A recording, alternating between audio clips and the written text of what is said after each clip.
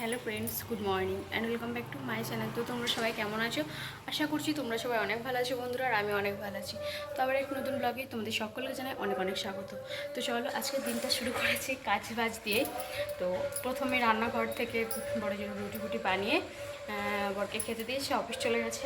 আমার নেশানো complete, but এখানে শুনলাম যে একটা বয়স্ক মহিলা মারা গেছে, যেটা আমি যাদের বাড়িতে থাকি তাদেরই মানে ওই ঠাকুমার বান্ধবীর মতো।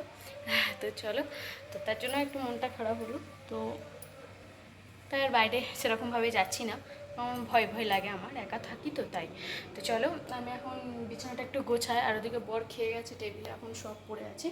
আমি কিন্তু স্নান করে নিয়েছি, পাখাও চালাতে পারছি না রুমের মধ্যে, একটু পরিষ্কার করছিলাম এই খাটগুলো।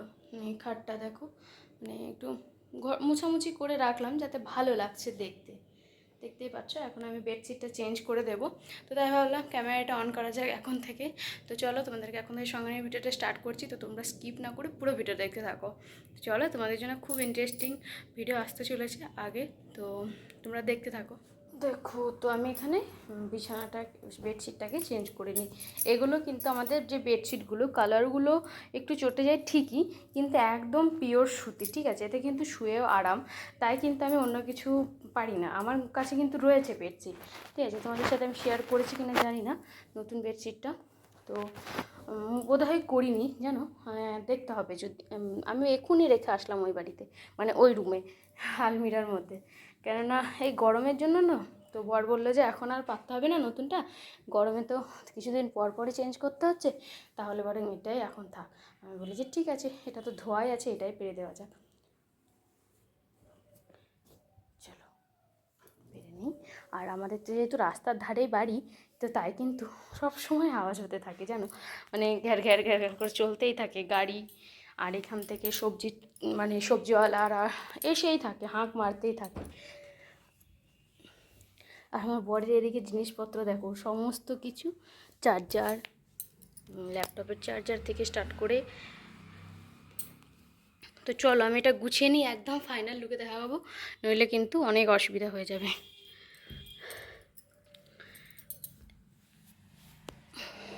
ওদিকে বেডশিটটা সারবো, ডুবিয়ে দেবো গরম জল করে, নইলে কিন্তু পরিষ্কার হবে না ঠিকঠাক। এই গরমে তো ঘামের জন্য অসুবিধা। তো চলো, একদম দেখাচ্ছি পরে। এখানে কর্ন বানিয়েছি, কর্নটাকে বয়েল করে নিয়েছি। এটা হলো যেটা ভুট্টায় পুড়িয়ে খেয়েছিলাম না দুদিন, ওই পুড়িয়ে খাওয়ার মতনই এটাকে কিন্তু আমি বয়েল করে নিয়েছি, সিদ্ধ করে নিয়েছি। আর এর মধ্যে দিয়েছি বিট লবণ, তারপর লেবুর রস, পেঁয়াজ আর লঙ্কা কুচি, আর কিছু দিই। এত টেস্টি লাগছে কি বলবো তোমাদেরকে। তো সন্ধ্যাবেলা স্ন্যাক্স হিসেবে এটা কিন্তু রাখতেই পারো, খুবই হেলদিকর একটা খাবার। না কোনো তেল আছে, মানে কোনো মানে এতে কোনো প্রবলেম হবে না কারোরই। আমার তো কাঁচা পেঁয়াজ ভালো লাগে না একদমই, তবুও আমি এর মধ্যে দিয়েছি, কেননা এটাতে কাঁচা পেঁয়াজ না দিলে খুব একটা মানাবে না। তো তাই ভাবলাম যে খাওয়া যাক এরকমভাবে। তো তোমরাও খাও, জানিও কেমন লাগলো। আর প্লিজ তোমরা একবার এরকমভাবে ট্রাই করো। আর তোমরা যদি চাও কমেন্টে জানিও, আমি এটা তোমাদের সাথে শেয়ার করবো। এটা বাচ্চা থেকে বড় সবার পছন্দ হবে। নেক্সট দিন তোমরা যদি দেখতে চাও, আমি আরও সুন্দরভাবে তোমাদের সাথে এই রেসিপিটি শেয়ার করতে পারি। তো চলো খেয়ে নিই আমরা এখন। তো বন্ধুরা দেখো, আজকে ডিনারে বানাবো চিকেন, তার জন্য এখানে বড় বড় সাইজ করে একটু আলু কেটে নিয়েছি। আর এই যে এদিকে রয়েছে চিকেন, এখানে প্রায় 1 কেজির কাছাকাছি চিকেন রয়েছে। তো চলো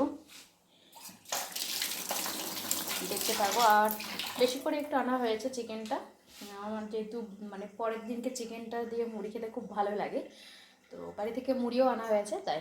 তো চলো দেখতে থাকো। আমি কড়াই বসিয়ে দিয়েছি তেল, আলুগুলো ভেজে নিই আগে। আর চিকেনে আলু ছাড়া সত্যি আমি যখনই বানাই আমি তখনই বলি, চিকেনে আলু ছাড়া চিকেনটা ঠিক মনে হয় না পারফেক্ট। একটু বেশি করেই আলু দিয়ে দিচ্ছি। চলো, তো আলুগুলো ভেজে নিই। চিকেন রান্নার পুরো রেসিপিটা আমি আর শেয়ার করবো না। তো পুরো দিনের ব্লগটা কেমন লাগলো অবশ্যই কমেন্ট করে জানিও ফ্রেন্ড। তো চলো, আমি একদম দেখাচ্ছি, একটু একটু করে দেখাবো। পুরোটা দেখাতে গেলে অনেক সময় লেগে যাবে। তো চলো, আজ খুব রিচ করে বানাবো না, অল্প মশলা অল্প তেল দিয়েই বানাবো। তো চলো দেখতে থাকো বন্ধুরা। আমার এখানে কিন্তু চিকেনটা একদম কষানো প্রায় শেষের দিকে। কালারটা জাস্ট দেখো, জাস্ট লুকিং লাইক আ ওয়াও হয়েছে, আমার তো দারুণ লাগছে। তো আজকে চিকেনটা বেশি জল দেবো না, ঝোল করবো না, একটু মানে কষা কষা টাইপের রাখবো ভাবছি, এখন দেখা যাক, টেস্ট করে দেখার পর ভাববো যে কেমন রাখলে ভালো হয়। আর বড়দিককে জিজ্ঞাসা করি কেমন খাবে, সেরকমভাবে বানাবো। তো চলো, আমাদের এই চিকেনটা দেখবে একটু পর অর্ধেক হয়ে গেছে কষা খেতে খেতে।